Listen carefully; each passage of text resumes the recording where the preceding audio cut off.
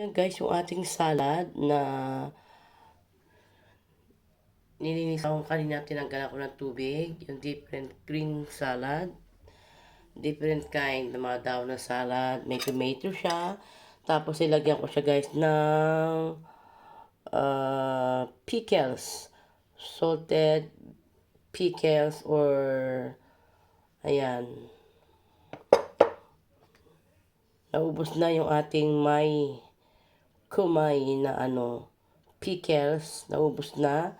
So, binuksan ko yung itong Amora naman. Ayan.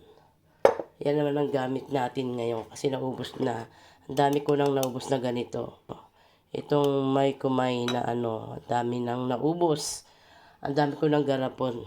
So, dagdagan natin ng pickles kasi medyo kulang. Ayan. I-slice natin mamaya ng medyo maliit-liit. Of course, meron siyang baby onions. Itong ating binili na mix na pickles. Yan, pag binili mo siya, yan itsura niya. Parang chili pa yata ito Ayan, ayan siya. Yung ating pickles. So, i-slice natin to. Ayan ang dinner namin tonight. Salad at yung lasagne na niluto ko or lasagna.